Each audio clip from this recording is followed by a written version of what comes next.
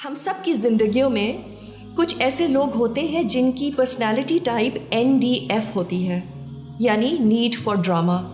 They have dramatic personality dish orders.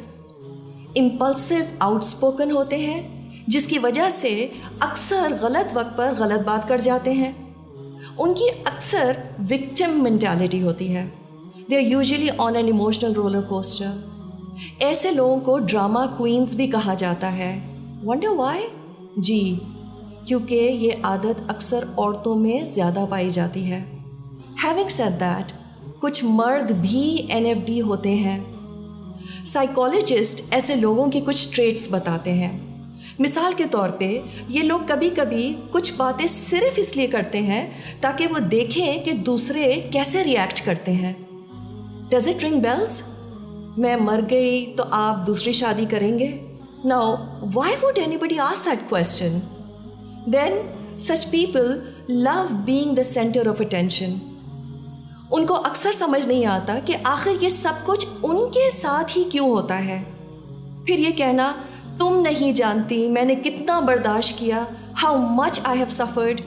میری جگہ کوئی اور ہوتی تو کب کی انہیں چھوڑ چکی ہوتی.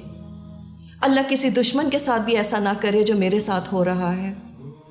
So their relationship with people are wonderful, and then all of a sudden extremely dreadful.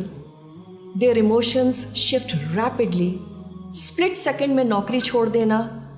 Intense unstable relationships.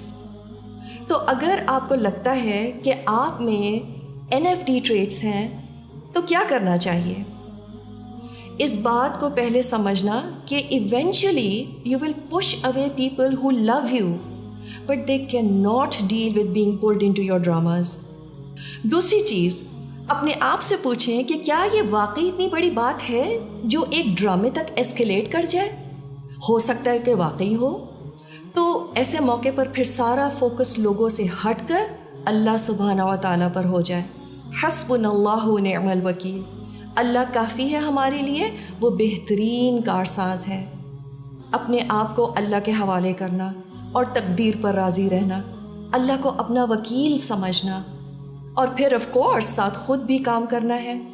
تو مشکل میں فوراً دماغ چل پڑے کہ اچھا اب اس کا حل کیا ہے. نبی کریم صلی اللہ علیہ وسلم نے فرمایا کہ ایک بڑا فتنہ آنے والا ہے. تو صحابہ کرام نے پوچھا کہ اس سے نجات کا طریقہ بتا دیجئے. تو مومن سلوشن اورینٹڈ ہوتا ہے، اللہ سے مدد پہلے اور پھر حل پر سارا فوکس. ہم تو کہتے ہیں یہ تو میں ایکسپیکٹ ہی نہیں کر رہی تھی، یہ کیسے ہو گیا، یہ تو ہونا ہی نہیں چاہیے تھا، اور یوں ہم پینک میں جانا شروع ہو جاتے ہیں. تو ایسے موقع پر اپنے آپ کو یاد دلائیں کہ یہ تو پہلے سے تقدیر میں لکھا ہوا تھا، مجھے آج پتہ چلا. اور یاد رکھیے کہ کوئی خبر سن کر ایک دم سے ریئیکٹ کرنا یہ ہرگز فیمنن ہونے کی نشانی نہیں ہے. ہر نامناسب رویے کو ہم کب تک PMS یا پوسٹ نیٹل بلوز پر ڈالتے رہیں گے؟ مریم علیہ السلام کی مثال ہمارے سامنے ہے. فرشتوں نے اتنی معصوم پاکیزہ عورت کو اتنی بڑی خبر سنا دی کہ تم ماں بننے والی ہو. ڈڈ شی ہائپروینٹلیٹ؟ آپ دیکھیں کس قدر وقار کے ساتھ انہوں نے پوچھا کہ میرے یہاں بچہ کیسے ہوگا. وَلَمْ يَمْسَسْنِي بَشَرٌ، مجھے تو کسی انسان نے ہاتھ بھی نہیں لگایا. وقار اور قرار دیکھیے نا ذرا. اور یہاں شادی شدہ خواتین ہوتی ہیں، 2 3 4 بچے ہوتے ہیں، 5ویں بچے کی خبر سن کے پینک اٹیک ہو جاتا ہے. تو یہ بیبی بننے کی کیا ضرورت ہے؟ وی seriously need to grow up.